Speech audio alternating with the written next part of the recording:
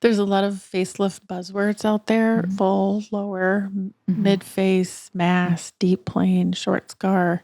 What do we need to know about all of these different techniques if we're moving in this direction? How do those things affect the way that we choose a surgeon or decide what we think we need in that process? Yeah. I would say a lot of surgeons have a couple techniques probably they utilize depending on what patients do. Some will probably do the same thing every time but a lot of people will sort of look and say, "Hey, this person needs more fat or this person has a very full face, so I'm going to remove a little bit of fat along the way." And those are some of the different techniques that have to do with a layer of the tissue called the SMAS, SMAS. And that's where things like the max lift and those types of things they're talking about how do you address that deeper layer, not the skin, and it's a layer with ligaments, with fat, those kinds of things. And surgeons adopt different techniques, whether it's their training, whether it's just what they see the best results with their own techniques. And so as long as somebody's addressing all the layers, you're probably getting a good operation. And so it's hard to get caught up with, or as a surgeon, it's tough to sort of hear people get really fixated on a specific technique when it may not be the right technique for them. And so that's where some of the education from during a consultation might come from. As far as short scar, it again, that sort of depends on how much skin you have, whether you're a candidate. Some people, if you try to do a short scar, it all revolves around the incisions around the ears that happen during a facelift and where they're placed, and and depending on where your extra skin is, what the shape of your face is, all of those things.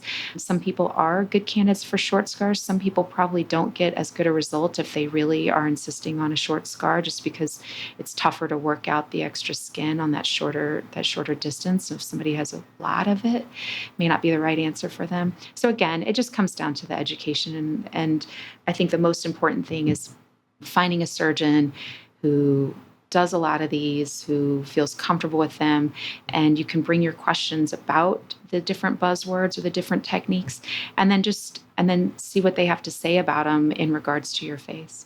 Where do you like to hide your incisions? Most commonly, especially if folks have a lot of extra neck skin, it does require an incision that goes back into the hairline, and that's where a lot of the neck skin is swept kind of behind the ear. And so men versus women, there are different concerns. Obviously, hairlines change differently between the two genders. And so we have those conversations.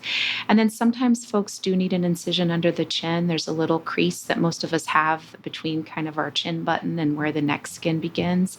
And if you've got muscle bands or things like that, I will sometimes make an incision under there to kind of address that area. How long does facelift surgery take? And then what does the day of surgery look like? So facelifts take a while. I typically, depending on what all needs to be done, somewhere between 4.5 and 5 hours is a facelift.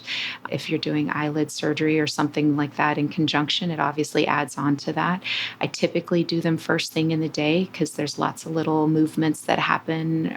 It's just a very fine, obviously a fine procedure, fine motor procedure for me. And so I do them first thing in the day when I'm fresh and kind of cruise through. And then that gives everybody plenty of time to wake up after surgery and get home, get tucked in while the sun's still shining. And then when do you see them for the first time after surgery? Is it the next day or is it, yeah. The next day they come into the office, they have kind of a padded bandage around over everything, and so that comes off. And then yeah, there's some stitches that typically come out after a week, and then at the 2-week mark, any little surgical clips in the hairline come out, and then people are ready to go at that point, looking pretty good. Is the neck always included and improved when you do a facelift, or is it separate and it's something that you think about in two different categories? So the neck is pretty much always addressed. Even if it's not somebody's primary concern, there's usually some change there as well. Sometimes it is the primary concern, but sometimes it's not. But at all times, it's a part of it. Sort of the vectors of pull and tension are a little different depending on what it is that where the most laxity is or the most change needs to be seen. But it's pretty much always a combo. I don't think anyone would complain about their neck looking better. Not yet. Nobody has. Links to our guest's website and contact info are in your show notes.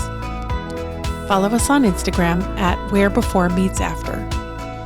Where Before Meets After is a production of The Axis, the podcast agency for aesthetics. THEAXIS.io.